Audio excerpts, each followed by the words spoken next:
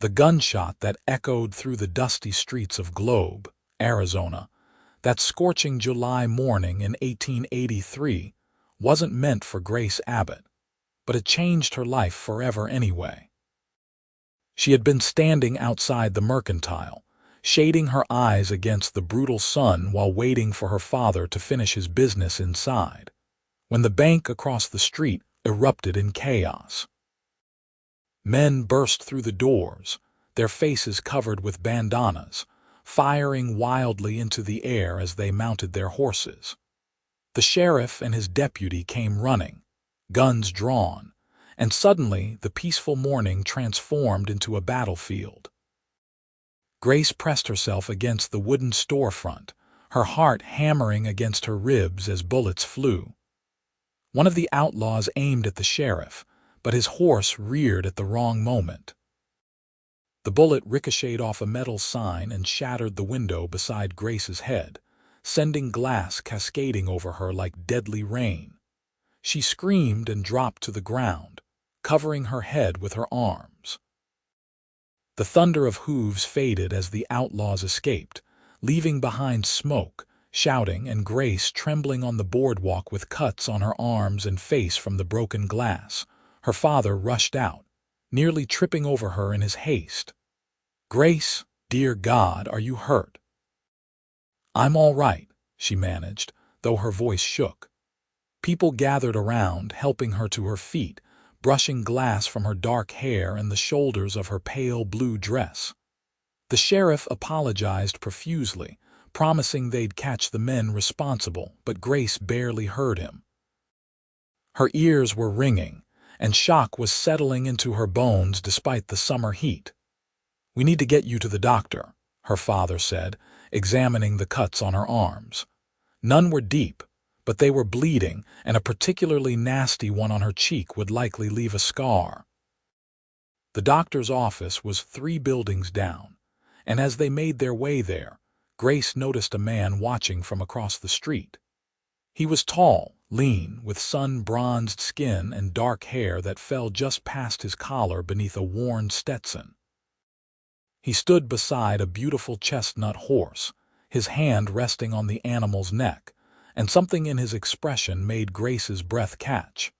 It wasn't curiosity or the morbid interest that drew crowds to tragedy. It was concern, pure and genuine, as if he actually cared what happened to a stranger. Their eyes met for just a moment before her father urged her forward, but that brief connection stayed with her even as the doctor cleaned and bandaged her wounds. "You were lucky," Doc Morrison said as he worked. "A few inches to the left and that glass would have hit your eye." "I don't feel very lucky," Grace replied, wincing as he applied salve to her cheek. "You're alive. That counts for something." The old doctor tied off the bandage with practiced efficiency. "Keep these clean and dry. Come back in a week so I can check for infection." Her father paid the doctor, and they headed back to their wagon, loaded now with the supplies they'd come to town for. Their ranch was about 8 miles outside Globe, a modest spread where they raised cattle and horses. It had been just the 2 of them since Grace's mother died of influenza 5 years ago, when Grace was 18. She'd grown up fast after that, learning to manage the household, help with the books, and even assist with the cattle when necessary. As they climbed into the wagon, Grace looked around for the tall stranger, but he was gone. She told herself it was foolish to give him another thought, but his face stayed with her during the long ride home, superimposed over the memory of flying glass and gunfire. The next few days passed slowly. Grace's cuts healed well enough, but she found herself jumpy at sudden noises, and she couldn't shake a strange restlessness that had settled over her. Her father noticed but said nothing, probably attributing it to the shock of nearly being killed. He wasn't entirely wrong, but there was something else too, something Grace couldn't quite name. On the 4th day after the incident, she was in the barn feeding the horses when she heard hoofbeats approaching the house. Visitors were rare this far from town, and her father had ridden out to check the north pasture that morning. Grace set down the bucket of oats and walked to the barn door, shading her eyes against the midday sun. The rider was the man from town, the one who'd been watching her. She recognized him immediately despite the distance. Something about the way he sat his horse, relaxed but alert. Her heart did an unexpected flip in her chest. He dismounted in the yard, tying his horse to the rail by the water trough. Grace stepped out of the barn, suddenly conscious of her appearance. She wore an old work dress, her hair was coming loose from its braid, and she probably smelled like horse. "Can I help you?" she called, walking toward him but maintaining a respectful distance. A woman alone had to be cautious, even if something about this man felt safe. He removed his hat, revealing hair that was indeed dark brown, almost black, and eyes that were a surprising shade of green. "I hope so, madam. I'm looking for Thomas Abbott." "I heard in town he might have worked for a ranch hand." Grace relaxed slightly. "He's my father. He's out checking cattle right now, but he should be back within the hour." She hesitated, then added, "You can water your horse and wait in the shade of the porch if you'd like." "It's too hot to stand in the sun." "That's kind of you." He led his horse to the trough and let the animal drink while he looked around the property with an assessing eye. "Nice place you have here. Thank you. We work hard to keep it that way." Grace found herself studying him as he tended to his horse. He moved with the easy confidence of a man comfortable in his own skin, but there was a gentleness in the way he handled the animal that spoke well of his character. "I don't think I caught your name." "Ryan Xerxes, madam." "Most folks just call me Ryan." He glanced at her bandaged arms and the cut on her cheek, which was healing but still visible. "You were the woman outside the mercantile the other day, during the robbery." "I was, Grace Abbott." She touched her cheek self-consciously. "I suppose I'm lucky it wasn't worse." "I'd say that depends on your perspective. You could have been killed, or you could say you were meant to survive for a reason." Ryan led his horse to a shaded spot and loosened the saddle girth to let the animal rest more comfortably. "Either way, I'm glad you're all right." There was something in his tone that made Grace's pulse quicken. She barely knew this man, yet his concern felt genuine and personal rather than the polite platitude of a stranger. "Did you ride all the way out here just to inquire about work, or did someone send you? Bill Masters at the livery stable mentioned your father was looking for help. Said he was a fair man to work for." Ryan moved to the porch and sat on the steps, patting the space beside him in invitation. Grace knew she should maintain propriety, but something drew her to sit down anyway, leaving a proper distance between them. "What kind of ranch work have you done?" "Pretty much everything. I grew up on a ranch in New Mexico, worked cattle drives, broke horses, mended fences, built barns. Whatever needs doing, I can probably do it." Ryan set his hat on his knee and looked out at the land stretching before them. "This is good country, harsh but good if you know how to work with it." "It can be unforgiving," Grace agreed. "Especially in summer. The heat drives some people mad. And in winter the nights get cold enough to freeze your bones," Ryan added. "But there's something about Arizona that gets into your blood. Once it does, nowhere else feels quite right." Grace understood exactly what he meant. She'd lived her whole life in this territory, and despite its dangers and hardships, she couldn't imagine being anywhere else. "Where did you say you were from originally?" "I didn't, but I was born in New Mexico. My parents had a small ranch near Santa Fe. They died when I was 19. Scarlet fever took them both within a week of each other. I sold the place and spent the last few years drifting, working where I could find it." Ryan's voice carried old grief but no self-pity. "I'm 25 now and tired of drifting. Time to put down roots somewhere. I'm sorry about your parents. I lost my mother 5 years ago, so I understand something of what that's like." Grace felt an unexpected kinship with this stranger. They'd both known loss, both learned to carry on despite it. They sat in companionable silence for a few minutes, listening to the buzz of insects and the occasional snort from Ryan's horse. Grace found herself relaxing in his presence, the restlessness that had plagued her since the shooting fading to something quieter, more peaceful. "Can I ask you something?" Ryan said finally, turning to look at her directly. His green eyes were intense but not uncomfortable, I suppose. "Do you believe in fate?" The question caught Grace off guard. It seemed too deep, too personal for two people who just met. But something in Ryan's expression told her he was genuinely curious, not just making conversation. She considered carefully before answering. "I don't know. I used to think everything happened for a reason, that there was some grand design we couldn't see. But after my mother died, after watching good people suffer while cruel ones prospered, I started to doubt." She plucked at a loose thread on her skirt. "What about you? Do you believe in fate?" Ryan was quiet for a long moment, his gaze distant. Then he looked at her again, and something in his expression made her heart race. "I didn't used to. I thought life was just random chance, one thing happening after another with no rhyme or reason. But now—" He paused, and a slow smile spread across his face, transforming it from handsome to devastating. "I do now that I've found you." Grace felt heat flood her cheeks that had nothing to do with the Arizona sun.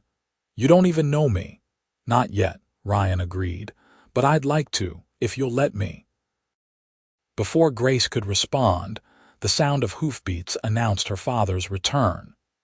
She stood quickly, smoothing her dress, feeling like a girl caught doing something forbidden even though they'd only been talking.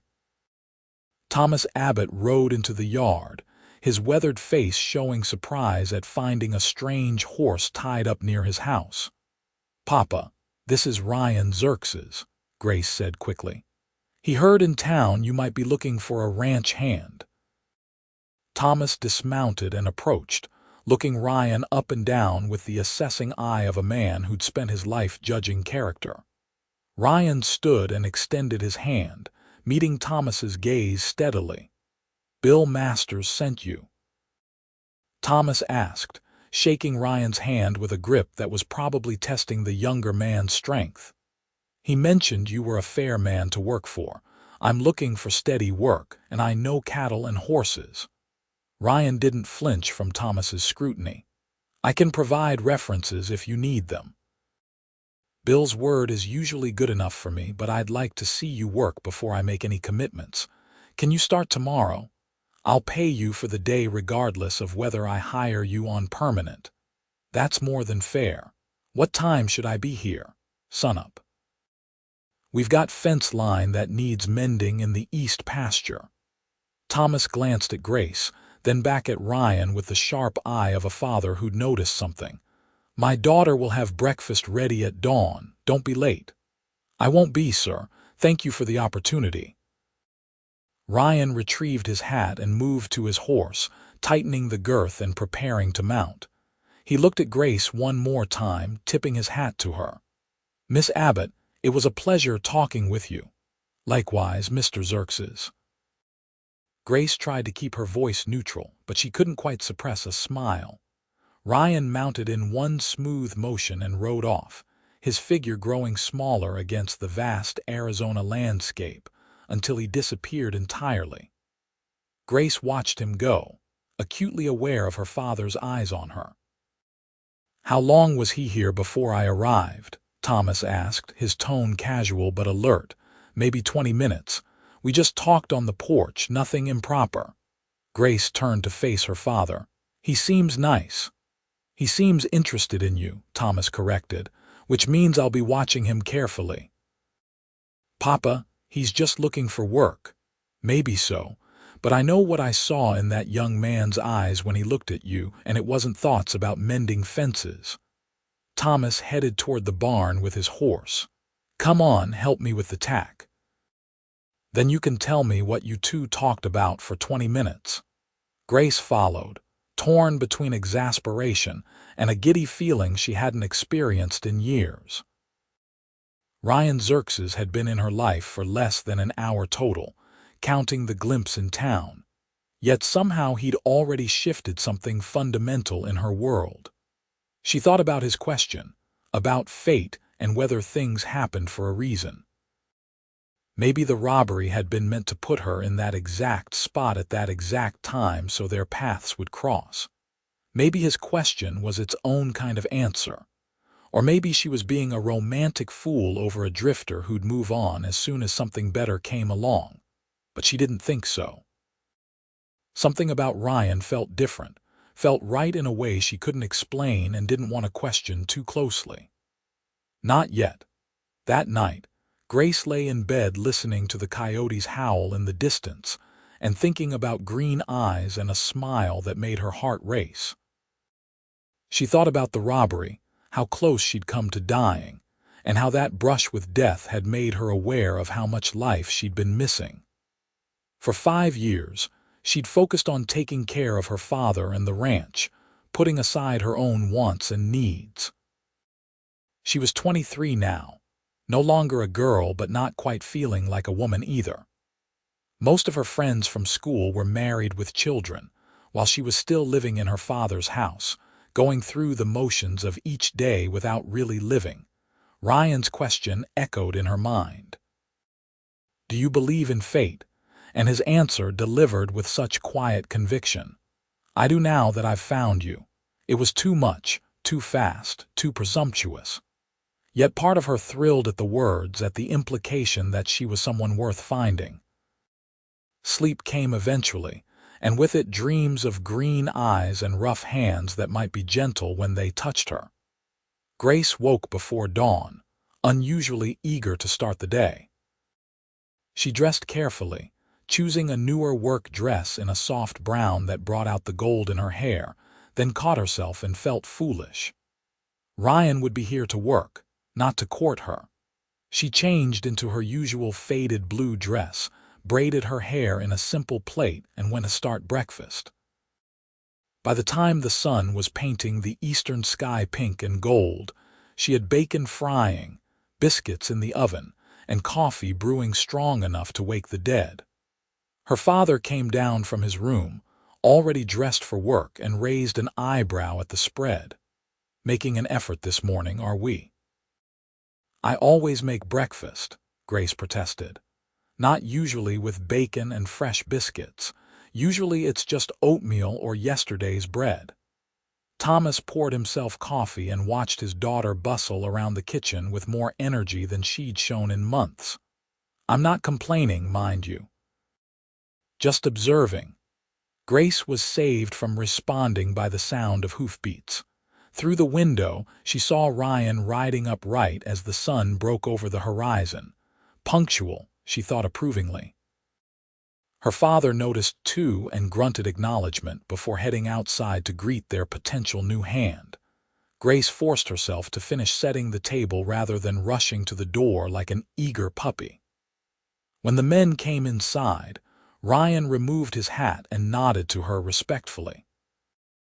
"Miss Abbott, something smells wonderful, just breakfast, nothing fancy." But she was pleased he'd noticed. "Sit down, both of you, food's ready." They ate together, the men discussing the work that needed doing while Grace listened and occasionally contributed.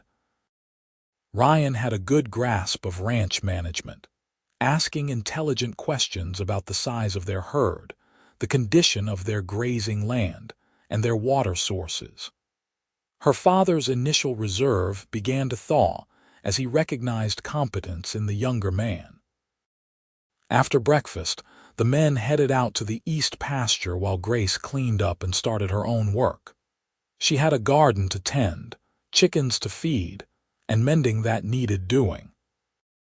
It was a full day's work, but her mind kept wandering to Ryan, wondering how he was doing, whether her father would hire him on permanently.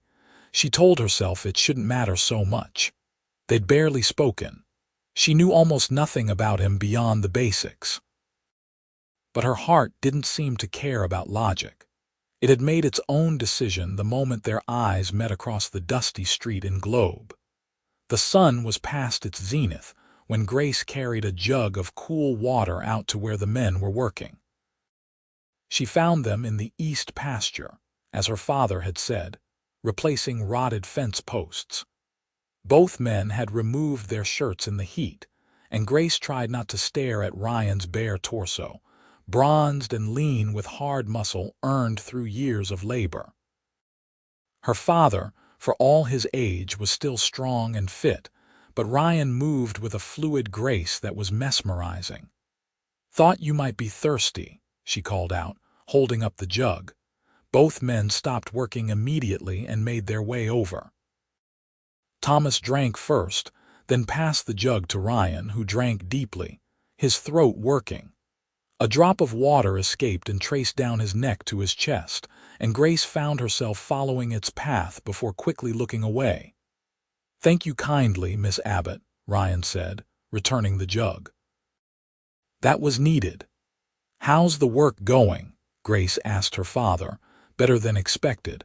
Ryan knows what he's about. We should have this section finished before dark." Thomas wiped sweat from his forehead and looked between his daughter and Ryan with a knowing expression. "Why don't you show Ryan the horses after we're done? I'd like to see if he can gentle that mare I've been having trouble with." "The buckskin?" Grace asked. "Papa, she threw the last two men who tried to ride her, which is why I want to see if Ryan can do better." Thomas pulled his shirt back on despite the heat. "If he can't handle a difficult horse, he's not the man I need." It was a test, Grace realized. Her father was giving Ryan a chance to prove himself or expose his limitations. Ryan seemed to understand too, because he nodded calmly. "I'll do my best, sir. Though I should say I don't believe in breaking a horse's spirit. Gentling takes time. Time is something we have. Fear and meanness are things I won't tolerate in my animals or my employees." Thomas picked up the post-hole digger and returned to work. "Now let's finish this fence." Grace headed back to the house, her mind spinning. If Ryan could gentle the buckskin mare, her father would almost certainly hire him, which meant Ryan would be around regularly, working the ranch, taking meals with them. The thought made her pulse quicken with equal parts excitement and nervousness. The rest of the afternoon crawled by. Grace tried to focus on her mending but kept pricking her fingers because her attention was elsewhere. Finally, as the sun began its descent toward the western mountains, she heard the men returning. She set aside her sewing and went outside, trying to appear casual. Ryan and her father were both dusty and tired but seemed in good spirits. "Show him the horses," Thomas said to Grace. "I'm going to wash up." "This way," Grace said to Ryan, leading him toward the large corral behind the barn where they kept the horses that weren't currently being used for work. There were about a dozen animals, most docile and well-trained, but the buckskin mare stood apart from the others, her ears back and her eyes wary. "That's Sunshine," Grace said, pointing to the mare. "Though the name is ironic, she's got a temperament like a thunderstorm." "How'd your father come by her?" Ryan leaned on the fence rail, studying the horse with calm interest. "Bought her cheap from a man passing through about 6 months ago. He claimed she was green broke but trainable. Turned out she'd been mistreated pretty badly. She'll tolerate grooming and feed, but anyone who tries to saddle her ends up in the dirt." Grace felt sympathy for the horse, understanding something of what it was like to be hurt and defensive. Ryan watched Sunshine for several long minutes, not moving or making any sound. The mare watched him back, her body tense. Then Ryan did something Grace didn't expect. He sat down on the ground outside the corral, his back against the fence, and just waited. "What are you doing?" Grace asked after a few minutes of silence. "Letting her see I'm not a threat." The men who tried to ride her probably came in with ropes and determination, wanting to master her. But you can't master a creature that's been broken by cruelty. You have to earn her trust first. Ryan's voice was quiet, almost meditative. "It'll take time." Grace found herself sitting beside him, drawn by his patience and the gentle wisdom in his words. "You sound like you've known horses like her before." "I have. I had a stallion once, beautiful black creature who'd been beaten by his previous owner. Took me 3 months before he'd let me touch him, another month before I could put a saddle on him. But once we came to an understanding, he was the best horse I ever owned." Ryan's expression clouded. "Had to sell him when my parents died. Needed the money. That was almost as hard as losing them." Grace wanted to reach out and touch his hand to offer comfort, but she held back. They sat together as the sun painted the sky in shades of orange and pink, not talking, just being. Sunshine gradually relaxed, her ears coming forward, her body losing some of its tension. She moved closer to their side of the corral, curious about these humans who weren't demanding anything of her. "It's beautiful here," Ryan said eventually. "Harsh and unforgiving, like you said, but beautiful. I could see putting down roots in a place like this." "It's home," Grace said simply. "I've never known anywhere else. Sometimes I wonder what it would be like to travel to see other places, but then I think I'd miss this too much. Traveling's overrated. Mostly it's just lonely." Ryan glanced at her, his green eyes warm in the fading light. "I've been to a lot of places these past few years and none of them felt right. But this does. Your father's ranch, this town, this land. It feels like maybe I was meant to end up here." There was that word again. Meant, fate. Grace found herself asking, "Do you really believe that?" "What you said yesterday about fate and finding me." Ryan turned to face her fully, his expression serious. "I've never been more certain of anything in my life. I know how it sounds. We barely know each other. But from the moment I saw you standing there with glass in your hair and blood on your face, looking scared but trying to be brave, something in me just knew. Knew that you were important, that meeting you would change everything." He paused, then added quietly, "I'm not trying to frighten you or be inappropriate. I just believe in honesty. And honestly, Grace Abbott, I think I was meant to find you." Her name on his lips sent a shiver through her despite the heat. "You can't possibly know that. Maybe not with my head. But my heart's pretty convinced." Ryan smiled slightly. "I know it's too much too fast. I'm not expecting anything from you. I'm just telling you the truth as I see it. What you do with that truth is entirely up to you." Grace didn't know what to say. Part of her wanted to call him a fool to protect herself from the vulnerability of hope. But another part, the part that had been sleeping since her mother died, was waking up and crying out, "Yes, yes, I feel it too." She settled for something in between. "I'm glad you came to the ranch. Whether it's fate or luck or just coincidence, I'm glad." Ryan's smile broadened. "That's a start." They sat together until full dark, talking about small things and large ones, learning each other's stories. Grace told him about her mother, about the grief that had nearly drowned her father, and how she'd had to be strong for both of them. Ryan told her about growing up on the ranch in New Mexico, about the dreams he'd had as a boy, and how they'd shifted after his parents died. They talked about books they'd read, places they'd like to see someday, the simple pleasures of a life well lived. By the time Thomas came to find them, calling that dinner was ready, Grace felt like she'd known Ryan far longer than 2 days. He helped her to her feet with a hand that was calloused and strong but surprisingly gentle, and she found herself not wanting to let go. Over dinner, Thomas announced that he was hiring Ryan on permanently, starting the next day. "You've proven you know your way around a ranch, and I appreciate a man who understands that animals deserve respect. You can bunk in the small cabin out back. It's not much, but it's clean and weatherproof." "That's more than generous, Mr. Abbott. I won't let you down." Ryan's relief was evident. I'll ride into town tomorrow evening to collect my things from the boarding house. Take the morning. We're not in such dire straits that we can't spare you a few hours."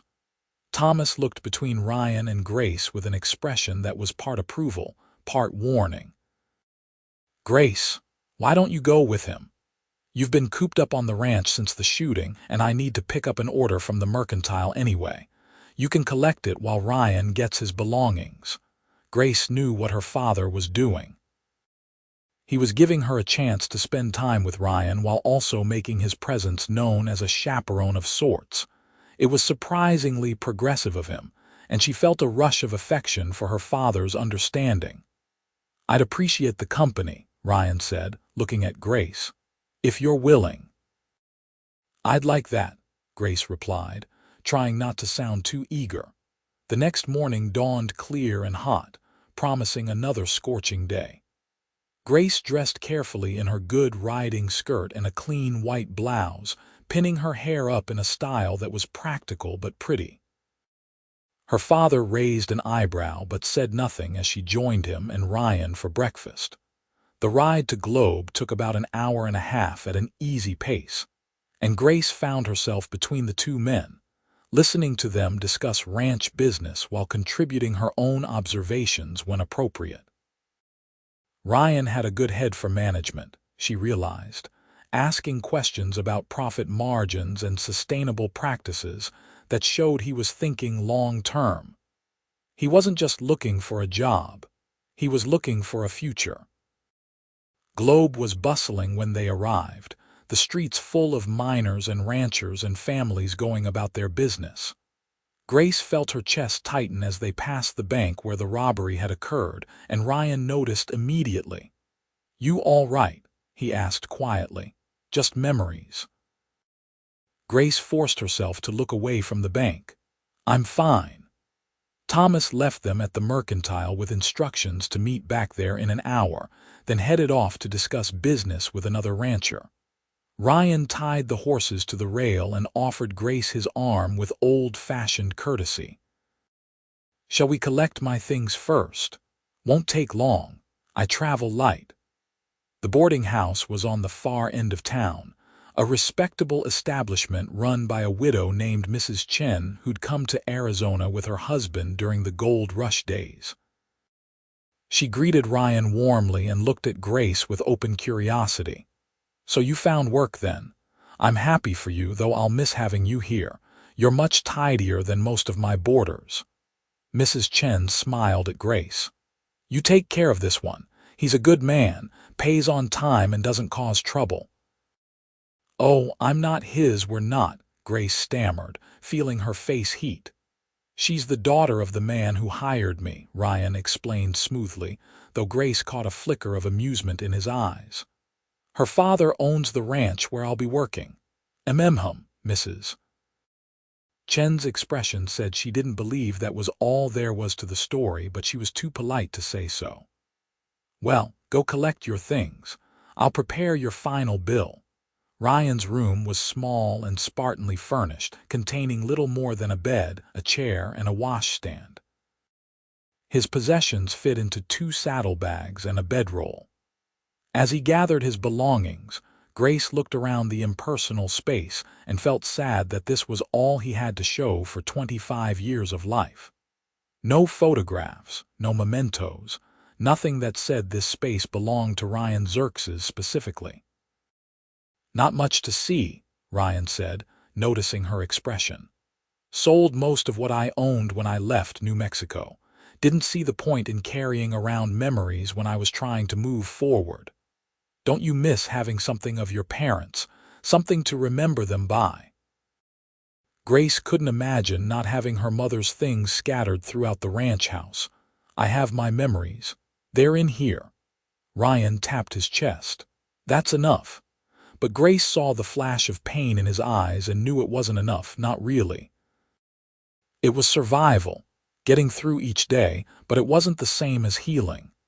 They paid Mrs. Chen, who wished Ryan well and winked at Grace in a way that made her blush again, and then headed back toward the mercantile. They had time before they needed to meet Thomas, So they walked slowly, looking in shop windows and enjoying the relative activity of town life. "You come to town often?" Ryan asked as they passed the saloon, from which came the sound of an out-of-tune piano. "Once or twice a month, usually. More often if we need supplies." Grace nodded greetings to a few people she knew. "It's nice to see people, but I'm always glad to get back to the ranch.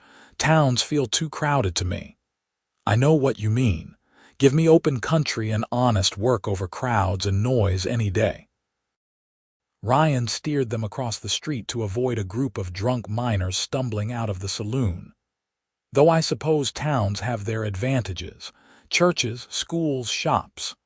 "Are you a religious man?" Grace asked, curious. "I try to be. My mother was devout, made sure I knew my Bible and understood right from wrong. I don't get to church as often as she'd like, but I try to live by the principles she taught me." Ryan glanced at Grace. "What about you?" "I believe in God, though I struggle sometimes with understanding His plan. Especially after losing Mama." Grace paused to look at a display of fabric in a shop window. "Papa and I go to services when we can, but it's a long trip just to come to town for church." They continued walking, the conversation flowing easily between them. Grace found herself relaxing, enjoying Ryan's company without the nervous flutter that had plagued her the previous day.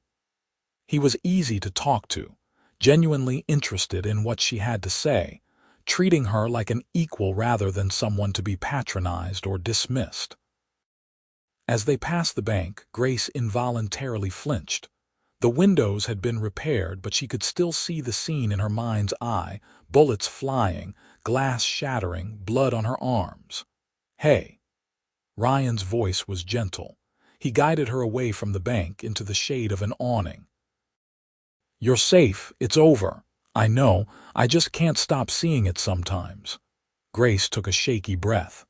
"I keep thinking, what if that bullet had been 6 inches to the left? What if I'd been standing in a different spot? I could have died, Ryan. Just been erased from the world in an instant, and for what? Because some men wanted money they didn't earn. But you weren't 6 inches to the left. You were exactly where you were supposed to be." Ryan's hands rested on her shoulders, steady and warm. "I know it's frightening to realize how fragile life is. But maybe instead of focusing on what could have happened, you could focus on what did happen. You survived. You're here, alive, with your whole future ahead of you." "A future doing what?" "Cooking and cleaning for my father until he dies or I become too old and tired to care." The words burst out before Grace could stop them, surprising her with their bitterness. "I love Papa, I do, but sometimes I feel like I'm just waiting for my life to start." "Then stop waiting." Ryan's green eyes were intense. "Start living, take risks, try new things, don't let fear keep you small. Easy for you to say, you're a man, you can go anywhere, do anything. Women don't have those freedoms." But even as Grace said it, she knew it was an excuse. Plenty of women carved out lives of meaning and purpose. She was the one who'd been hiding. "You're right, it is easier for me. The world's not fair that way." Ryan didn't try to dismiss her concerns. "But that doesn't mean you're powerless. You're smart, capable, and strong. Don't sell yourself short." Grace looked up at him, this man who barely knew her but somehow saw her more clearly than people she'd known her whole life. "Why do you care? You just met me. I told you. Fate." Ryan smiled slightly. "Or if you don't believe in fate, then call it attraction or interest or a desire to see someone with potential stop settling for less than they deserve. Take your pick." Before Grace could respond, a commotion down the street drew their attention. Shouting, the sound of breaking glass, people scattering. Ryan immediately stepped in front of Grace, his body a shield, one hand instinctively reaching for the gun at his hip. 2 men stumbled into the street, locked in combat, throwing wild punches. A crowd gathered, some shouting encouragement, others calling for the sheriff. Ryan relaxed slightly when it became clear the fight was contained between the two participants and unlikely to spill over into random violence. "Come on," he said, taking Grace's elbow. "Let's get away from this." They hurried toward the mercantile, the sounds of the fight fading behind them. Thomas was waiting outside, looking annoyed. "Wondered where you two had gotten to. Looks like trouble's starting down the street." He handed Grace a wrapped package. "That's your order. Let's head home before things get worse." The ride back to the ranch was quieter than the journey to town. Grace found herself thinking about everything Ryan had said, about stopping waiting and starting living. It was good advice, but what did it look like in practical terms? She couldn't just abandon her father and the ranch, but maybe there were ways to expand her life without leaving it entirely. Over the next few weeks, a comfortable routine established itself. Ryan proved to be everything her father had hoped for in a hired hand and more. He was up before dawn, working until dark, never complaining about the heat or the difficult tasks. He was good with the animals, patient and gentle, and slowly but surely, he made progress with Sunshine, the buckskin mare. Each day he'd spend time in the corral with her, just being present, letting her come to him. Gradually, her fear transformed into curiosity, and then into trust. Grace watched his progress with the horse and felt something similar happening in her own heart. Each day she learned something new about Ryan. He could play the harmonica and sometimes entertained them after dinner with simple melodies.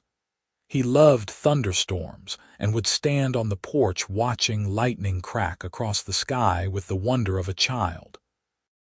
He read poetry, admitting sheepishly that his mother had loved Wordsworth and had read to him every night when he was young. He was funny in a dry, understated way that made his jokes all the more effective, and he was falling in love with her. Grace could see it in the way he looked at her when he thought she wasn't watching, in the care he took with small gestures like holding doors or carrying heavy items for her. He never pushed, never demanded, just made his feelings quietly known and waited for her to catch up. The problem was, she already had caught up. She was falling just as hard and just as fast, and it terrified her. Love meant vulnerability, meant opening herself up to potential loss. What if something happened to Ryan? What if he decided ranch life wasn't for him after all and moved on? What if she gave him her heart and he broke it? Her father noticed, of course. Thomas Abbott might have been focused on ranch work, but he wasn't blind. One evening after Ryan had gone to his cabin for the night, Thomas sat down across from Grace at the kitchen table where she was reading. "You care for him," Thomas said without preamble. Grace looked up from her book. "Ryan, he's a good worker, you said so yourself. Don't play games with me, girl, you know what I'm asking." Thomas's tone was gentle but firm. "You have feelings for him. There was no point in denying it. I do." "Is that a problem?" "Depends." Thomas leaned back in his chair. "He's a good man, and I can see he cares for you too, but I need to know his intentions are honorable." "Papa, we've barely even courted. It's too soon to talk about intentions." But Grace's heart raced at the thought that her father was already thinking that far ahead. "Maybe for you youngsters, but I'm old enough to recognize love when I see it." Thomas smiled slightly. "Your mother and I knew within a week of meeting that we'd marry. When it's right, you just know." "I suspect Ryan knows. Question is, do you?" Grace closed her book, giving the conversation her full attention. "I think I might, but I'm scared, Papa. What if I'm wrong? What if he leaves?" "Those are risks everyone takes when they love someone. There are no guarantees in life, Grace. You could refuse to love him, keep yourself safe and closed off, and then get thrown from a horse tomorrow and die anyway. Or you could take the risk, open your heart, and have something beautiful." Thomas reached across the table and took her hand. "Your mother's death nearly destroyed me. I thought about giving up, thought I couldn't survive losing her. But then I'd look at you, and I'd remember that our love had created something that would last beyond both of us. You were worth every moment of pain, every tear I shed, because you were proof that what we had was real and mattered. Tears pricked Grace's eyes. Her father rarely spoke so openly about his emotions. I miss her. I do too, every single day, but I don't regret loving her, not for a second. Thomas squeezed her hand. So my advice, if you love Ryan Xerxes, tell him. Don't waste time being afraid of what might happen. Embrace what is happening right now and be grateful for it. That night, Grace lay in bed thinking about her father's words. She thought about Ryan and the way his smile made her stomach flip. She thought about the conversations they'd had, the laughter they'd shared, the comfortable silences that spoke of deep compatibility. She thought about fate and choice, and the courage it took to reach for what you wanted. The next morning, she woke with a sense of purpose. After breakfast, as Ryan was heading out to work, she caught his arm. "Can we talk? Later, I mean, after dinner." Ryan's eyes lit up with curiosity and something that might have been hope. "Of course. Our spot by the corral, perfect." Grace smiled, her heart already racing with nervous anticipation. The day crawled by. Grace threw herself into her work, harvesting vegetables from the garden, preserving fruits, mending clothes until her fingers were sore. But her mind was elsewhere, rehearsing what she might say, how she might express feelings that felt too big for words. Finally, evening came. Dinner was a quiet affair, with Thomas carrying most of the conversation while Grace and Ryan exchanged glances across the table. When the meal was finished, Ryan helped clear the dishes, something he'd started doing despite Grace's protests that it wasn't necessary. "Go on, you two," Thomas said, making shooing motions. "I'll finish cleaning up. Just stay where I can see you from the porch." Grace and Ryan walked to the corral where they'd sat that first evening. Sunshine was there, and she actually approached Ryan when he leaned on the fence, letting him stroke her nose. The mare was almost ready to accept a saddle, a transformation that seemed impossible just weeks ago. "She trusts you," Grace observed. "We came to an understanding. I respect her boundaries and she tolerates my presence." Ryan scratched behind Sunshine's ears, making the horse lean into his touch with obvious pleasure. "Sometimes that's all it takes, mutual respect and patience." "Is that what you're doing with me, being patient?" Grace asked, her heart hammering. Ryan turned to face her fully, his expression serious. "I'm letting you set the pace. This matters too much to rush. What if I'm done being patient?" Grace took a deep breath, gathering her courage. "What if I'm ready to stop waiting for my life to start and actually start living it? Then I'd say that's the best news I've heard in years." Ryan's voice was low, intense. "What are you saying, Grace?" "I'm saying I believe you. About fate, about being meant to find each other." I tried to tell myself it was too fast, too impossible, but I can't deny what I feel anymore. Grace stepped closer to him, close enough to see the flecks of gold in his green eyes. "I'm falling in love with you, Ryan Xerxes. Maybe I have been since the moment you sat down on the ground and decided to earn a broken horse's trust instead of trying to break her further." Ryan's face transformed, joy and relief and love all visible at once. "Grace Abbott, I have been in love with you since I saw you standing in broken glass looking brave and terrified and beautiful. I know it sounds crazy, but I swear I felt my world shift in that moment. Everything that came before was just leading me to you. So what do we do now?" Grace asked, hardly daring to breathe. "Now," Ryan reached out slowly, giving her time to pull away if she wanted, and cupped her face with his calloused hand. "Now I ask if I can kiss you." "Yes," Grace whispered. "Please, yes." Ryan's lips met hers softly, tentatively, a question rather than a demand. Grace answered by leaning into him, her hands coming up to rest on his chest where she could feel his heart pounding as hard as her own. The kiss deepened, sweet and perfect and right in a way that defied logic but made all the sense in the world. When they finally broke apart, both breathless, Ryan rested his forehead against hers. "Marry me," Grace laughed, dizzy with happiness. "We've known each other 5 weeks. I know. It's not enough time by conventional standards, but I also know I'm not going to change my mind. Not tomorrow, not next month, not 50 years from now."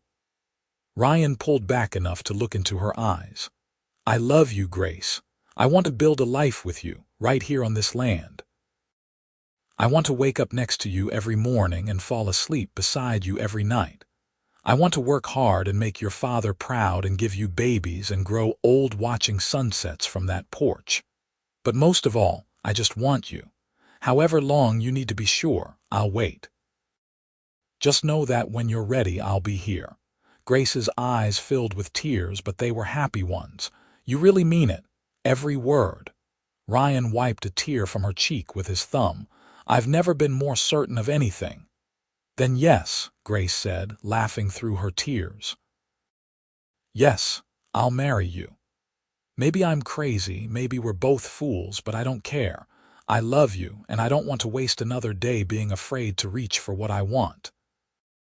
Ryan lifted her off her feet, spinning her around while she laughed, and then kissed her again with all the pent-up passion of weeks of restraint. From the porch, they heard Thomas clear his throat loudly, and they broke apart, grinning like children caught stealing cookies. "I assume that means I should start planning a wedding," Thomas called out, his tone suggesting he wasn't at all surprised by this development. "If that's all right with you, sir," Ryan called back. "I know it's fast, it's right. That's what matters." Thomas came down from the porch to join them. "But you'll do this properly. You'll speak with the pastor, set a date, and give Grace time to prepare.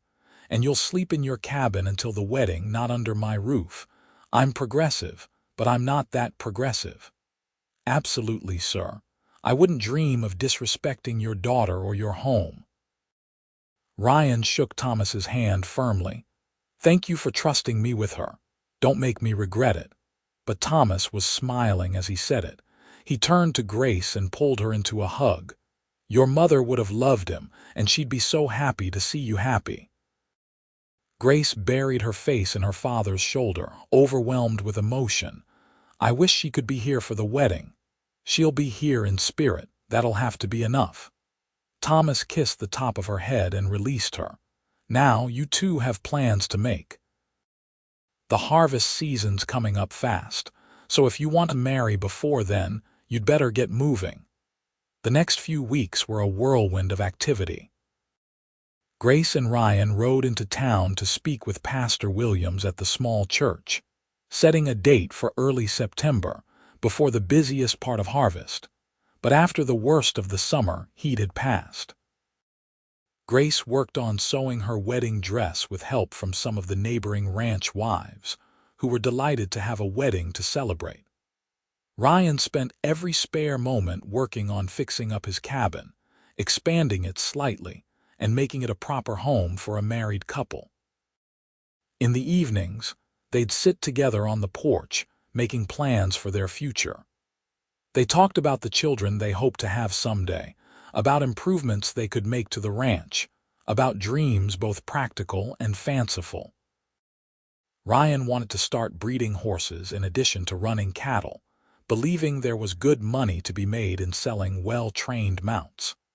Grace wanted to expand her garden and maybe start selling preserved goods in town.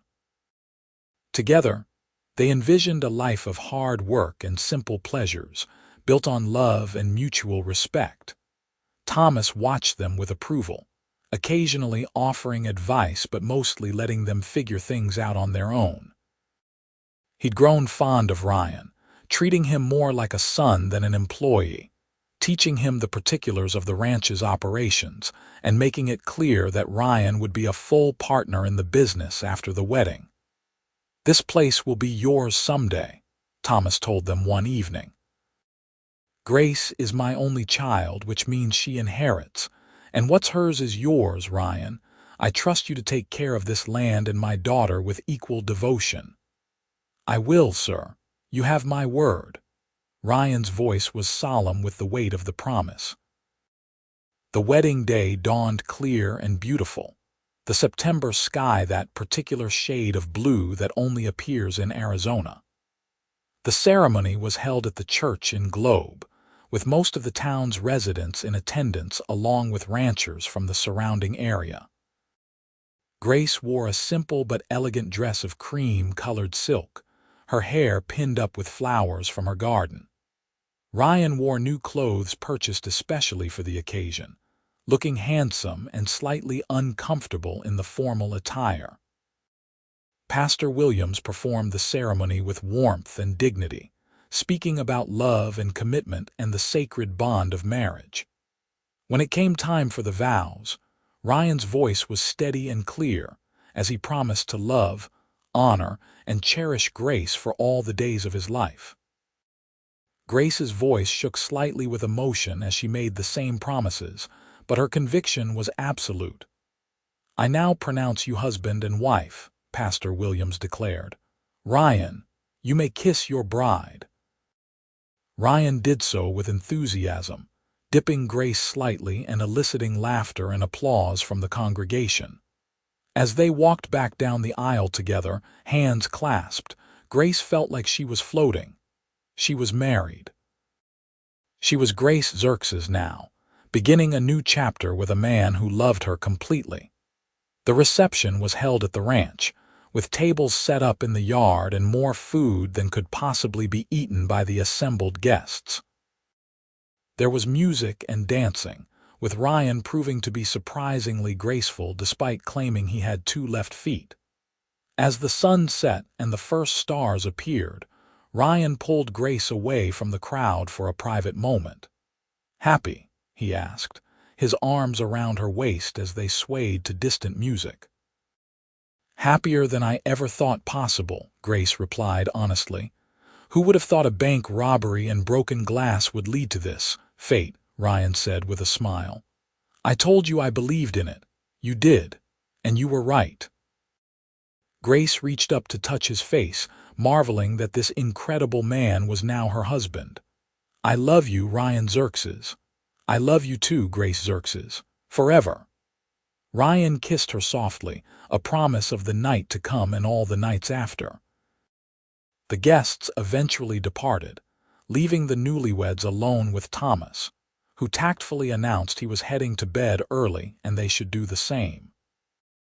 Blushing, Grace let Ryan lead her to their cabin, which had been transformed with flowers and candles by some of the women while they were at the reception.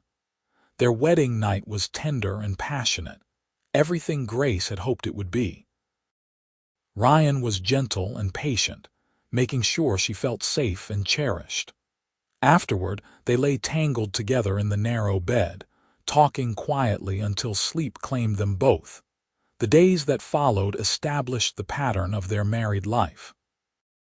They woke before dawn, worked hard throughout the day, and fell into bed exhausted each night, but it was a good exhaustion, the kind that came from meaningful labor. Ryan proved to be not just a good ranch hand but an excellent partner, discussing decisions with Grace and Thomas rather than simply taking orders. The ranch began to thrive under their combined efforts, the cattle healthy and the horses well-trained. Sunshine, the buckskin mare who'd been so difficult when Ryan first arrived, became his primary mount. She was still spirited and occasionally stubborn, but she trusted Ryan completely and would do anything he asked. Grace loved watching them together, the unspoken communication between horse and rider that spoke of deep mutual respect. As the months passed, Grace's life expanded in ways she'd never imagined. Ryan encouraged her to pursue her interests, including her idea of selling preserved goods in town. She started small, with jams and pickles that quickly gained a reputation for quality. Soon she was taking regular orders, adding a steady income to the ranch's earnings. Ryan was proud of her success, bragging to anyone who'd listen about his wife's skills. They made friends with other young couples in the area, hosting dinners and attending barn dances. Grace found herself laughing more than she had in years, her earlier feelings of stagnation completely dispelled. This was the life she'd been waiting for, full of purpose and joy and love. In the spring of 1884, Grace realized she was pregnant. She'd suspected for a few weeks but waited to be certain before telling Ryan. When she finally broke the news one evening after dinner, Ryan's reaction was everything she'd hoped for. He picked her up and spun her around, then immediately set her down and apologized, worried he'd hurt the baby. "Ryan, I'm pregnant, not made of glass," Grace laughed. "I can still be picked up." "I know, I just want to be careful. This is precious cargo." Ryan placed his hand on her still flat stomach with wonder. "We're going to be parents." "We are." Grace covered his hand with her own. "Are you scared, terrified, and thrilled, and so in love with you I can barely stand it?" Ryan pulled her close, kissing her temple. "Thank you for this gift." Thomas was equally delighted by the news, immediately beginning to plan for a grandchild. He started work on a cradle in his spare time, carving it from good oak and sanding it smooth. The neighboring ranch wives offered advice and hand-me-down baby clothes, excited to welcome a new little one to the community. Grace's pregnancy progressed smoothly through the spring and summer. She continued her work as long as she felt able, only scaling back in the final months when her growing belly made some tasks difficult.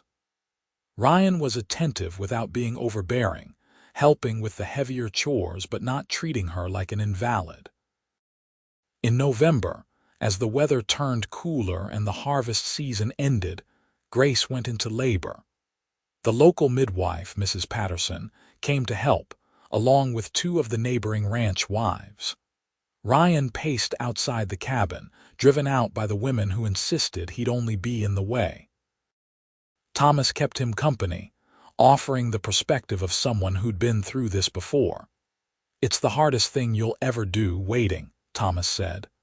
"Knowing she's in pain and you can't do anything about it, but women are stronger than we give them credit for.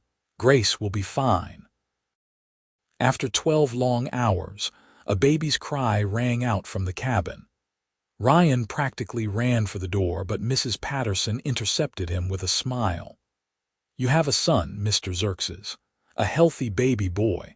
Both mother and child are doing well."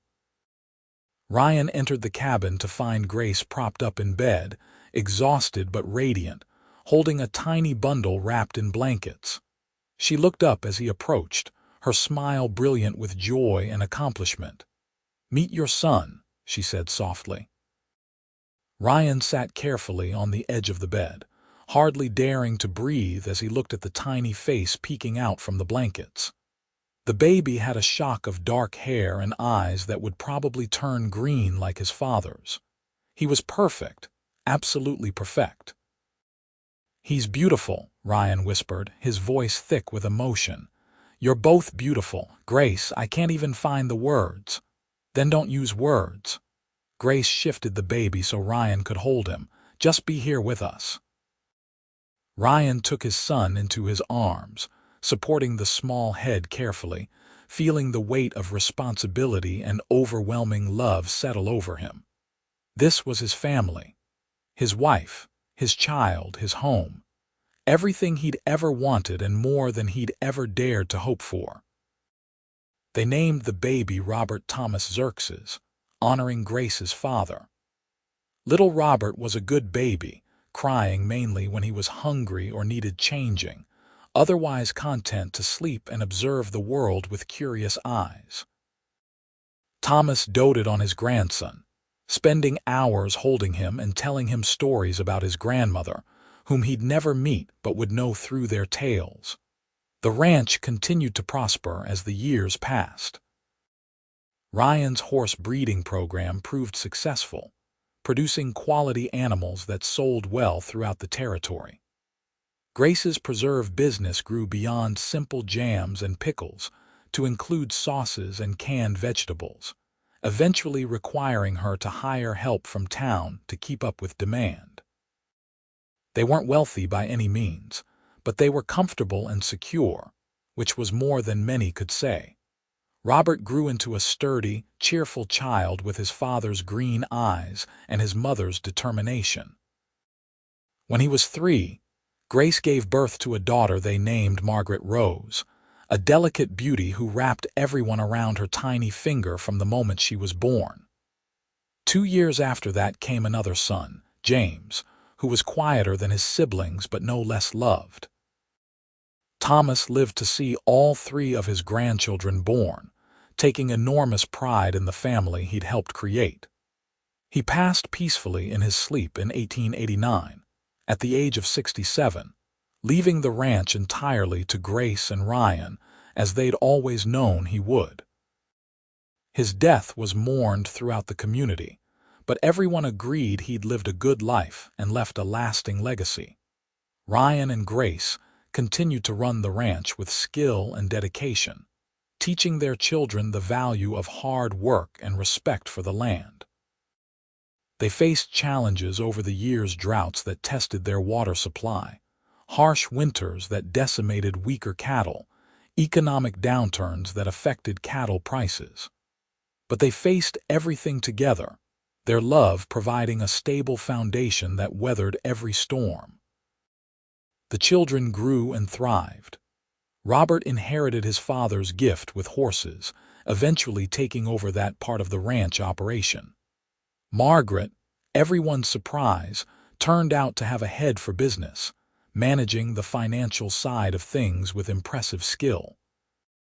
James, quietest of the 3, became a gifted craftsman like his grandfather, building and repairing equipment for the ranch and eventually for other ranchers as well. On a warm evening in the summer of 1903, Ryan and Grace sat on their porch watching the sunset, just as they'd done countless times over the past 20 years. Their children were grown now, Robert married with children of his own, Margaret engaged to a nice young man from town, James still living at home but talking about starting his own forge business. "You ever think about that day?" Grace asked, her hand in Ryan's. "The day of the robbery." "Sometimes. It's strange to think that if those men hadn't decided to rob that bank on that particular day, we might never have met." Ryan lifted her hand to his lips, kissing her knuckles. "Makes me almost grateful to them in a twisted way. I used to have nightmares about it, about the glass and the gunshots, but somewhere along the way, I stopped seeing it as a trauma and started seeing it as the beginning of my real life." Grace leaned her head on Ryan's shoulder. "You asked me that first day if I believed in fate. I remember. You said you didn't know. I know now." Grace looked up at him, her eyes soft with love. "I believe we were meant to find each other, maybe not in the grand cosmic sense, but in the way that matters. We chose each other again and again every single day. That's fate enough for me." "More than enough," Ryan agreed, kissing the top of her head.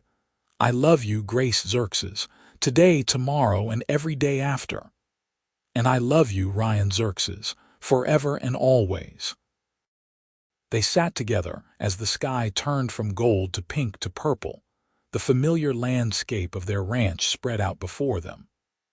Somewhere inside the house, they could hear their children talking and laughing, the sounds of a life well lived and a family built on love and trust.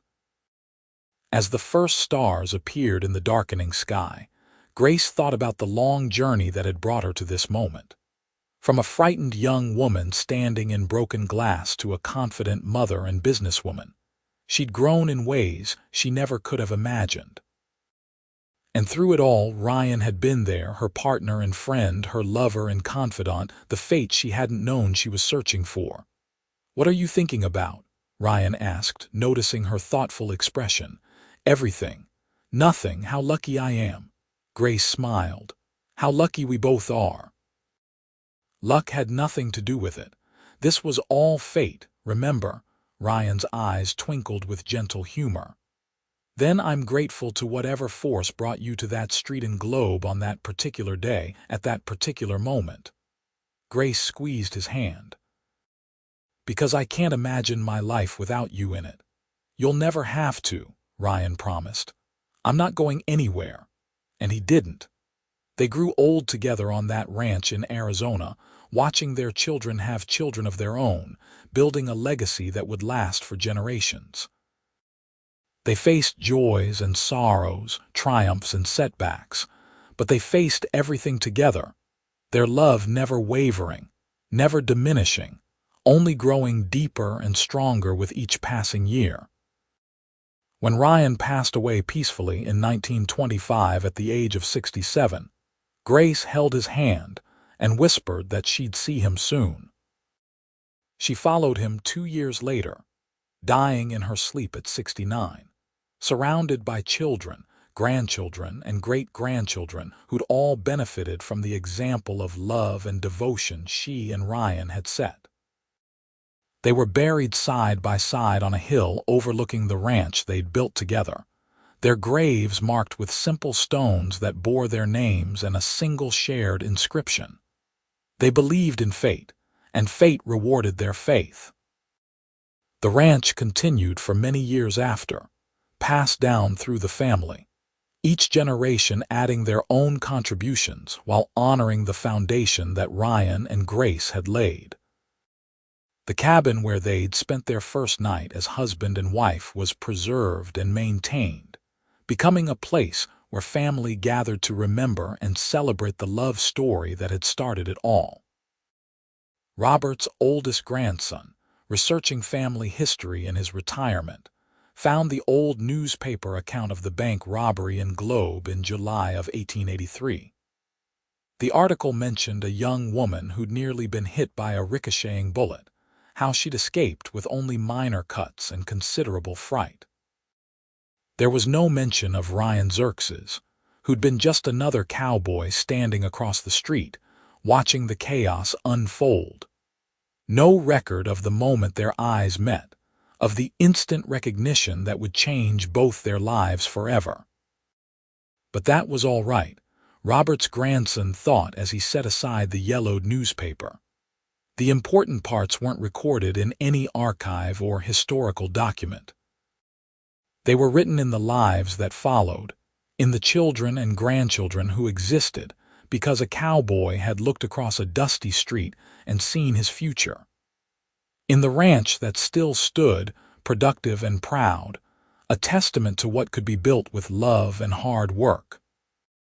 In the stories passed down through generations about a man who believed in fate and a woman who learned to believe because of him.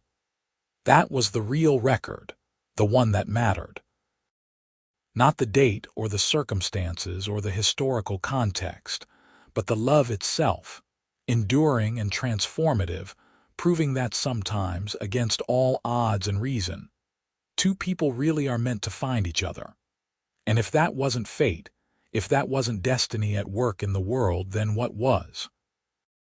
The sun set over the ranch, painting the sky in the same gorgeous colors that Grace and Ryan had watched together for so many years. The land endured, the family endured, and the love story that had started with a simple question and an even simpler answer endured too. Immortal not through any record or monument, but through the lives it had touched and the future it had made possible. You believe in fate. I do now that I've found you, and in the end that was all the explanation needed, all the justification required. Love didn't need to make sense, it just needed to be true. And theirs had been the truest thing in either of their lives, the foundation on which everything else was built, the answer to questions they hadn't even known they were asking. The story of Ryan and Grace Xerxes became family legend, told and retold to each new generation, a reminder that love could strike anywhere, at any time, transforming ordinary moments into extraordinary beginnings. It taught that sometimes taking a risk was worth it, that opening your heart despite fear could lead to unimaginable joy. It showed that fate and choice weren't opposites but partners, working together to create lives of meaning and purpose.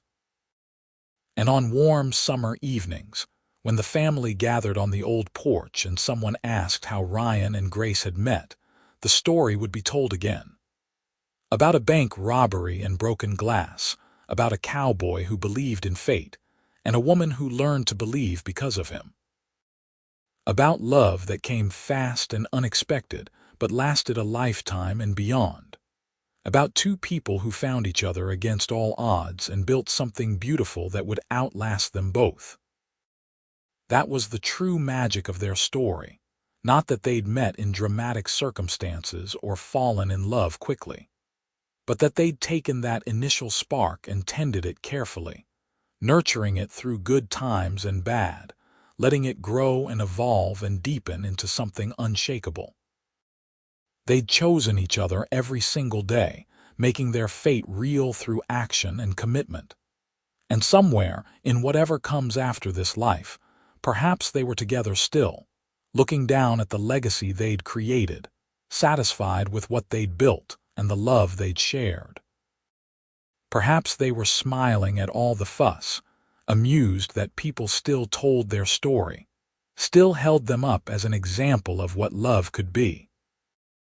Or perhaps they were simply happy, existing in that perfect contentment that comes from a life well lived and love well given, knowing they'd done what they'd set out to do. Build a life together, raise good children, leave the world a little better than they'd found it. Either way, their story lived on, a testament to the power of love, the reality of fate, and the courage it takes to reach for happiness when it presents itself. It reminded everyone who heard it that magic still existed in the world, that true love wasn't just a fairy tale, but something real and attainable if you were brave enough to believe. And in Globe, Arizona, in the land they'd loved and worked and made their own, their memory lived on, etched into the very soil and stone of the place. The ranch stood, the family flourished, and the love story that had started with broken glass and a cowboy's conviction continued to inspire, generation after generation. This was their legacy, their gift to the future. Proof that love could conquer fear, that fate was real if you believed in it, and that sometimes, just sometimes, two people really were meant to find each other, no matter what odds stood in their way. The end of their individual stories was simply the beginning of something larger, a ripple effect that would touch countless lives in ways they could never have imagined. Every child born to their descendants carried a piece of that original love, that moment of recognition across a dusty street. Every success the family achieved was built on the foundation Ryan and Grace had laid, the values they'd instilled, the example they'd set. And so the story of Ryan and Grace Xerxes, the cowboy who believed in fate and the woman who learned to believe, became immortal not through fame or fortune or historical significance, but through love itself, continuing through time, touching new hearts, inspiring new beginnings. Because in the end, that's what love does. It endures. It transforms. It creates ripples that spread far beyond the original moment, touching lives in ways we can never fully predict or understand. It makes us believe in things we thought were impossible, makes us brave enough to risk everything for the chance at something real. Ryan and Grace had taken that chance. They'd believed in fate, in each other, in the possibility of happiness.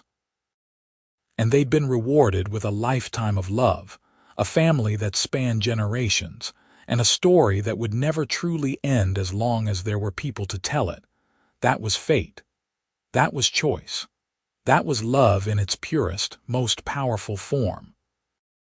And it all started with a simple question and an even simpler answer, spoken by a cowboy to a woman he'd just met, but somehow already knew he'd love forever.